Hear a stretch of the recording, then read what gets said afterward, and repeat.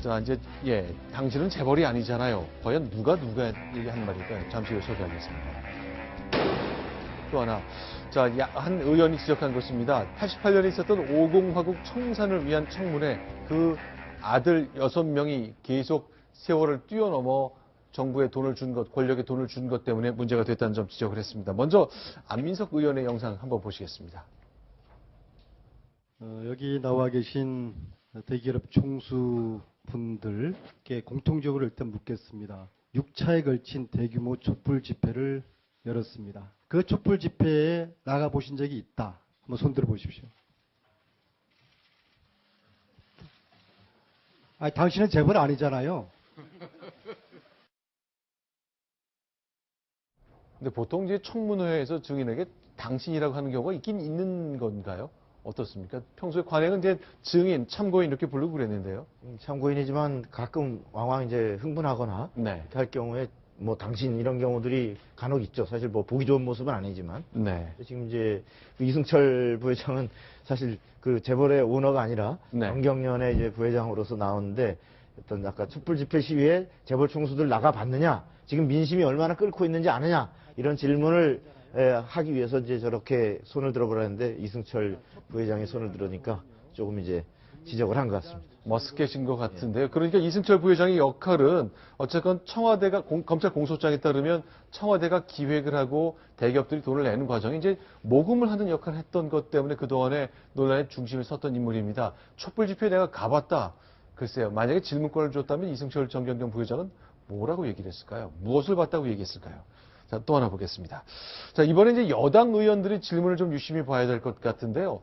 글쎄요. 이렇게 청와대와 대통령이 나서 돈 모은 게 어떻게 박근혜 대통령만 뭐라 그럴 수 있느냐. 과거에 당신들이 여당일 땐 당신들의 대통령은 안 그랬냐라고 말을 하고 싶은 것 같습니다. 이렇게 얘기를 했군요. 소개합니다.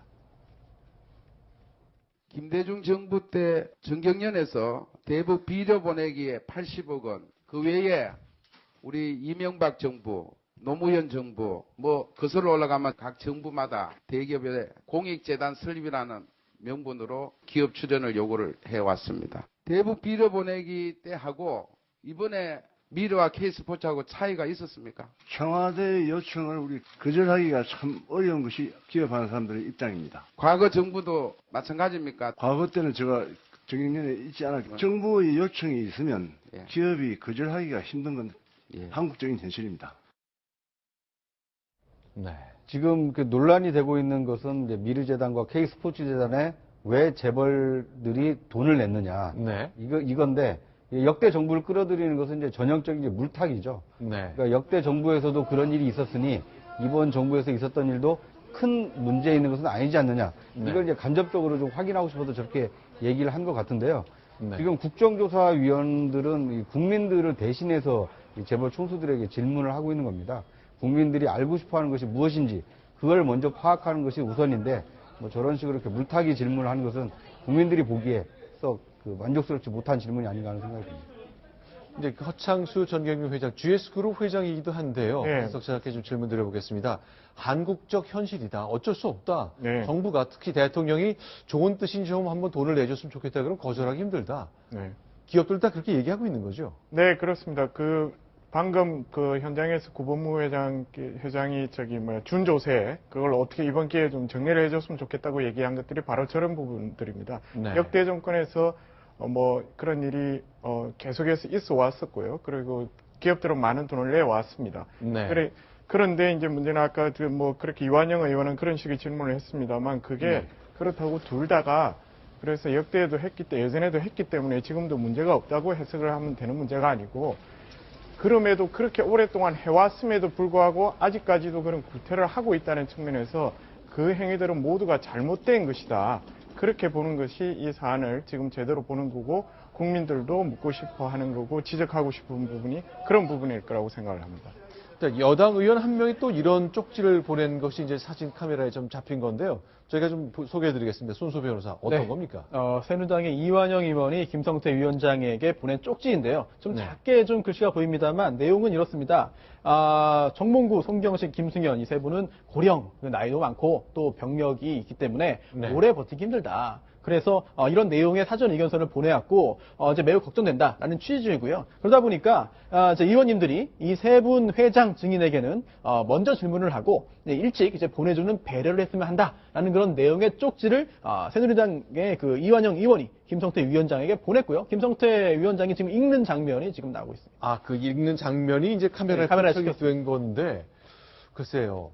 이거는 이제 좀 이런 저런 분들은 좀 건강이 안 좋으시니 좀 배려를 했으면 좋겠다 그거군요. 아, 바로 이완영 의원, 그 정몽구 회장이 건강이 악화돼서 그 배려해야 된다고 말하는 건데, 바로 저희가 이 쪽지 내용대로 이완영 의원이 실제 국회 국정조사장에서도 이렇게 얘기를 한 겁니다. 뭐 건강이라는 게 뭐 배려를 해야 될 사안 같습니다만, 글쎄 이거는 박성부 국장께 좀 여쭤보고 싶은데 어떻게 좀 해석을 해야 됩니까?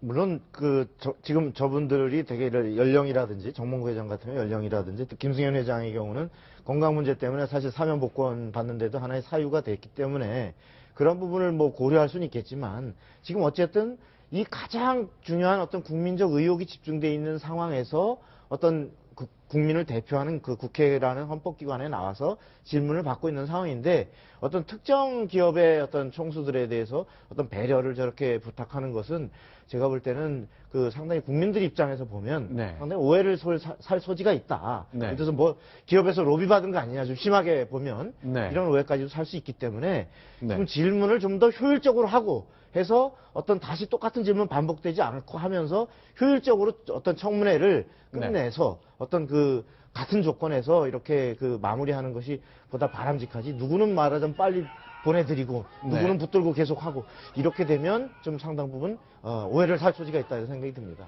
지금 이제 정몽구 현대자동차그룹 회장이 이제 국회 국정조사장으로 들어오는 상황인데 주위에 시끌시끌한 소리가 결국 이제 대기업 정책에 반대하는 사람분들이 이제 시위를 하고 있는 소리가 지금 카메라에 들어오고 있는 거잖아요. 예, 특히나 현대차 그룹 같은 경우에는 이제 그 비정규직이나 탄핵 하청 관련해 가지고 대법원에 판결이 있었는데 아직 네. 그런 판결에 대해서도 판결이 나왔음에도 불구하고 제대로 아직 이행이 잘 되고 있지 않다 이런 부분에 대해서 문제를 제기하는 그런 분들이 오늘 그 아침에 국회에서 이제 그 여러 가지 항의를 했습니다. 네, 오늘 최규일 의원도 질문한 걸 보니까요.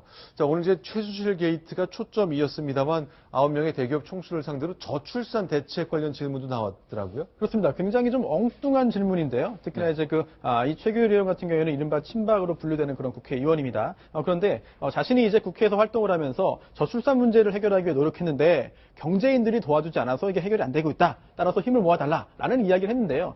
오늘 국정조사 청문회의 취지가 무엇인지 과연 국회의원이 재벌총수를 어렵게 불러서 과연 무엇을 물어봐야 되는지에 대해서 전혀 준비가 되지 않은 것 같고 만약 정말 혹시라도 뭔가 의도적으로 김 빼지게 하는 그런 내용이라고 한다면 아니면 또 귀중한 그런 질문 시간을 이런 걸로 허비하겠다고 했다면은 국민들이 이런 질문에 대해서는 곱게 넘어가지 않을 것으로 보입니다. 매우 안타깝습니다. 자, 오늘 이제 나왔던 의원들의 지적 중에 하나 좀 뼈아프게 생각되는 것이 1988년도 50 청산 비리 청문회 때 28년이 흘렀습니다만 부자가 이제 그 대를 이어 경영하는 과정에 모두 문제가 됐던 경우 6사례가 이제 거론이 된 거죠. 그렇습니다. 오늘 그 청문회 출석한 그 재벌 총수가 9명인데요. 네. 9명 가운데 6명, 그러니까 3분의 2가 이 그 88년 50 비리 청문회 네. 때 나왔던 아버지의 아들들입니다. 네. 그래서 이제 한 분씩 살펴보면은요. 당시에 88년에는 현대그룹에서 정주영 회장이 네. 나왔었는데 네. 오늘은 그 큰아들인 정몽구 회장이 나왔고요. 삼성에서는 이건희 회장이 나왔었는데 그 아들이 이재용 회장이 오늘 청문회에 출석했습니다.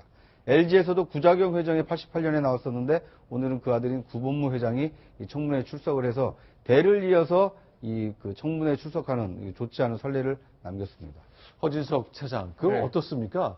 사실은 이제 달라진 게 하나도 없다라고 생각하는 분들이 있을 것 같고, 우리가 그동안 30년 가까이 얼마나 노력하면서 관행을 많이 바꿔왔는데, 왜 또 이런 일이 생겼을까 하면서 참 허탈해 하시는 분들이 있을 것 같네요. 네, 그래서 아까 말씀드린 대로 그런 측면에서 모든 것들을 다 이제 이번 기회에 좀 부정부패를 네. 척결을 하고 좀 투명도를 한 단계 높여야 된다는 단계로서 국민들은 생각을 하고 있기 때문에 문제를 지적했고 조금 그 차이점이 저는 제 개인적으로 그렇게 생각합니다. 근데 여태까지 그런 비위들이나 비리들이 드러난 것들은 예전에 어두웠던 소위 지금보다 더 민주화가 덜 된 시절에는 정권이 바뀌거나 끝나고 났을 때 드러나는 경우가 많았지만 점점 우리 시민사회가 발전을 하면서 지금은 대통령 임기 중에 이런 일들이 최근 들어서는 발생하고 있다는 게 지금 촛불 시위에서도 질서 정연한 모습으로 세계를 놀라게 하고 있는 것처럼 우리 대한민국 사회는 조금씩 나아지고 있다는 건 분명해 보인다고 생각이 듭니다.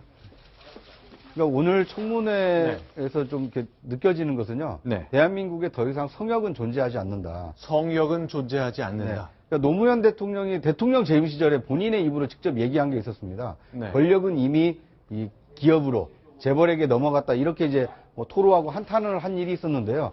그러니까 대통령마저도 재벌을 성역으로 봤었는데 지금 그 박근혜 정부 들어서 권력과 이 재벌이 어떤 그 잘못된 행동을 한 거 아니냐. 이런 거에 대한 국민적 저항에 부딪혀서 더 이상 재벌도 이 국민의 어떤 그 감시망에서 자유로울 수 없다. 이런 것이 오늘 이 국정조사가 보여주는 상징적인 장면이 아닌가 하는 생각이 듭니다.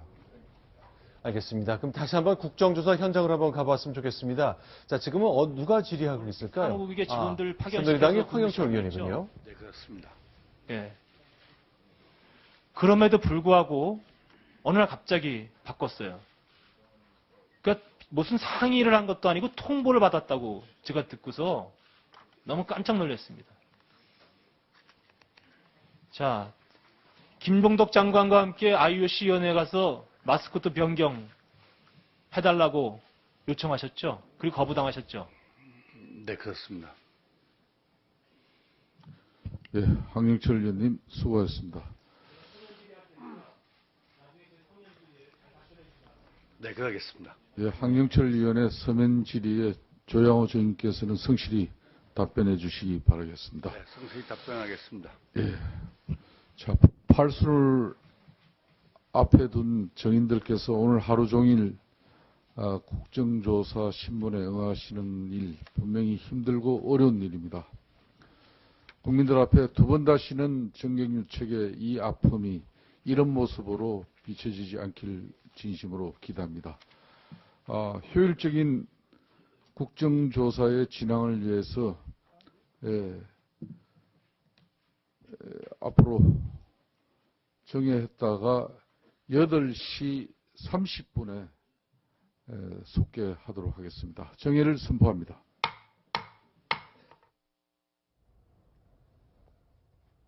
네, 5시 30분에 이제 속개됐던 오늘 국정조사 6시 40분 이제 70분간 뒤를 마치고 계속 이어졌군요. 자, 그럼 이제 다음 소식 계속 넘어가 보겠습니다. 2시간 정도 아마 저녁 식사할 시간을 갖는 것 같고요. 저녁 8시 30분에 속개됩니다. 오늘 자정까지 계속될 것 같다는 전망이 있었는데 실제 그렇게 갈 가능성이 커졌네요. 자, 다음 소식 순위 확인하고 돌아옵니다.